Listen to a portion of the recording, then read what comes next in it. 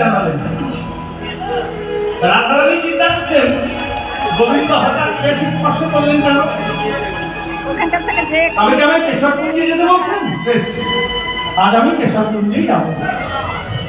এবারে রাধারানী আবার ভূত নিয়ে দাঁড়িয়ে পড়লেন। শাশুড়ি নরদিনী দেখলো না, বৌমা দিকে চলো, বৌমা ঘরে চলো, নিজ গৃহে নিয়ে গেলেন। রাধারানী সখী সমাজে বসে কাঁদছে। ললিতা বিশাখাকে বলছে, দেখলি সখী, এরই নাম হচ্ছে ভালোবাসা। সে কি রায় বলে, দেখলি না আমার কৃষ্ণ আমায় কেমন সংকেত করে দিয়ে গেল। বলে, রাধে, তোর কৃষ্ণকে তোকে সংকেত করলো, তুই কেমন করে বুঝলি? বলে, আমি বুঝবো না তো কি তোরা বুঝবি সখী?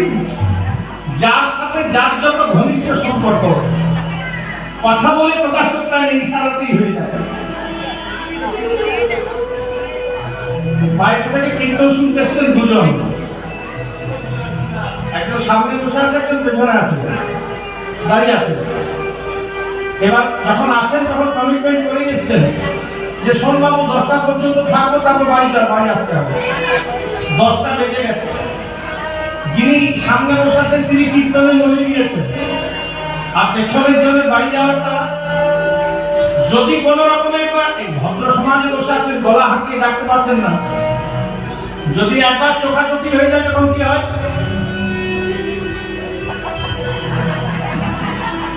সবাই বুঝবে, এটা সবাই বুঝতে পারবে যার সাথে যার যত ঘনিষ্ঠ সম্পর্ক।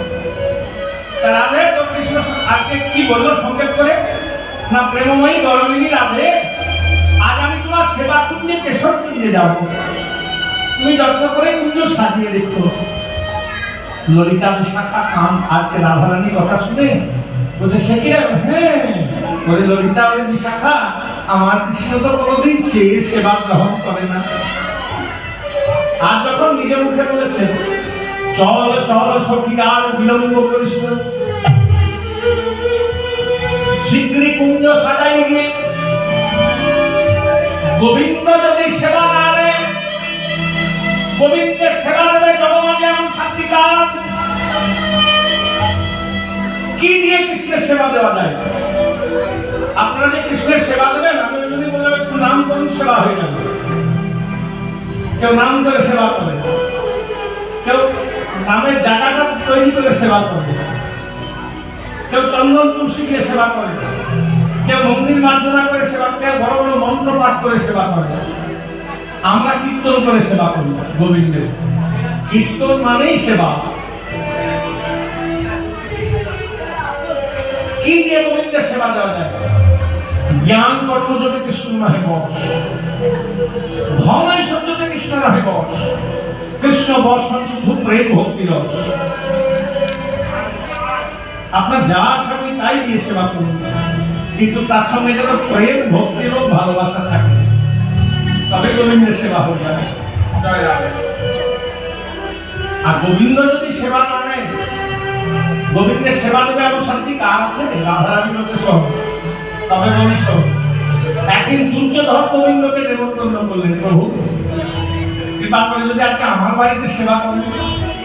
গোবিন্দ কথা দিলেন, আজ আমি তোমার বাড়িতে সেবা দেবো, কেমন? এবার গোবিন্দ দুর্যোধনের বাড়ি নেমন্তন্ন রক্ষা করতে যাচ্ছেন। রাজা রাজওয়াড়া প্রচুর জিনিসের আয়োজন করেছে দুর্যোধন। এক একটা করে জিনিসের আয়োজন করছে, মনে মনে চিন্তা করছে, আজ যা গোবিন্দের সেবা দেবো, আমার মনে হয় এরকম সেবা এর আগে কেউ কোনোদিন দিতে পারেনি আর দিতে পারবেও না। অহংকার। দুর্যোধনের বাড়ি নেমন্তন্ন রক্ষা করতে যাচ্ছে।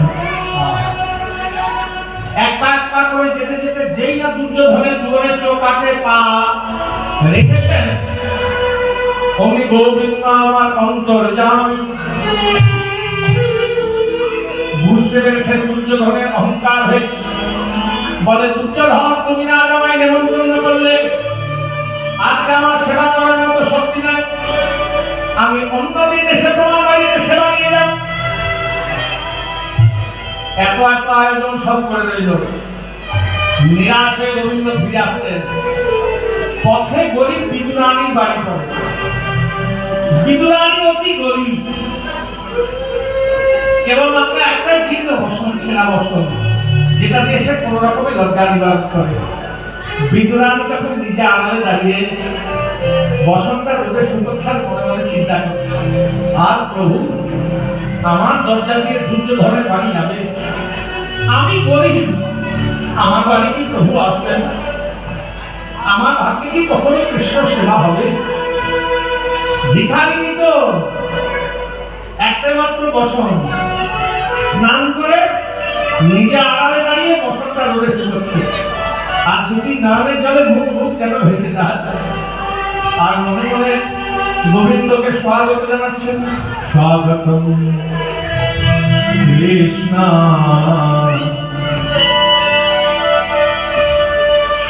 স্বাগতম কৃষ্ণ স্বাগতম কৃষ্ণ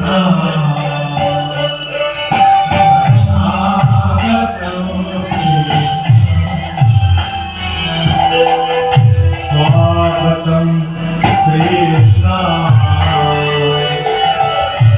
স্বাগতম কৃষ্ণ।